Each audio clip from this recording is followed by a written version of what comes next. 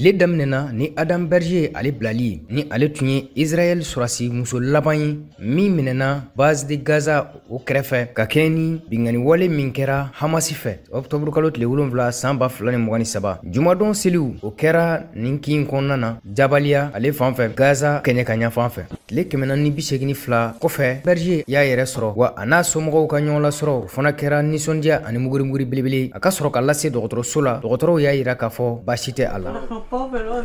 An bi yan wa n bɛ layidu ta i ye k'a fɔ an tɛna i labila tuguni o ye denba ka layidu ye ka ɲɛsin a den ma.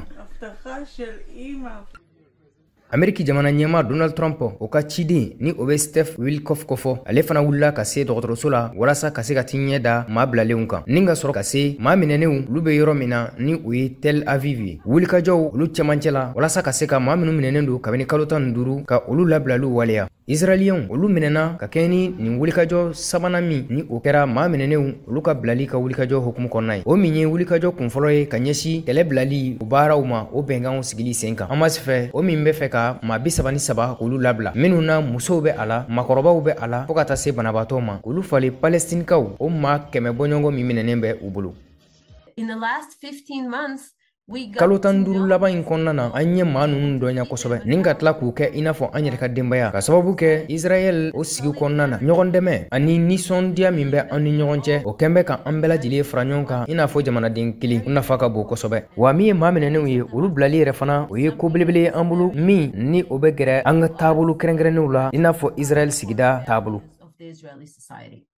Hamasi kelenw ka Berger bila Israel maa minɛnen maa 2 ka fara Thailandais maa 5 kan olu yɛrɛ fana bilala Jihad Islamique fɛ. Israelien Gad Moz ni ale si bɛ san 80 na Arbel Yahoud ni ale si bɛ san 29 la olu ye jamana kɔnɔdenw ye minnu minɛna u ka so kɔnɔna na Kibbutz Nir Oz kɔnɔna na. Israel ka maa 400 silali 4 ye tila kelen o kelen o ɲɔgɔnna o fagara Nir Oz. Nin waleya in tun ye tiɲɛni belebele Palestinien caman minnu tun bɛ ka maa minɛnenw olu ka mobiliw lakoli ni ka u ɲɔnti Hamasiw ka marifatigi caman olu ye wulikajɔ kɛ walasa ka se ka jama minɛ ka o jaabi Israel ye maa 100 minnu n'olu bilali kɔfɔra o bilali o masumaya ni o bɛ Palestinienkaw kɔfɔ ni maa dɔw fana bɛ olu la minnu bɛ u si kaso la. Bi banbagati walekɛla dɔ bilala o min ye kɛrɛnkɛrɛnya la Israelien maa 45 faga ni bingani wale ninnu kɔnɔna na o sarali o ka gɛlɛ kojugu. Maa kunfɔlɔ minnu kan ka bila o baaraw bɛ sen na Israel ale ni Hamas olu bɛ ka bɛnkanw kɛ tuguni walasa ka se ka bilali ko filanan k'o boloda o bɛ Israel maa minɛnenw olu tɔw bilali kɔfɔ maa balolenw ani maa salenw fo ka taa se Palestine maa 100 bɔɲɔgɔnko minɛnen minnu bɛ u bolo ani Israel olu bɛ se ka u sen bɔ cogoya min na ka bɔ Gaza ale yɔrɔw kɔnɔna na.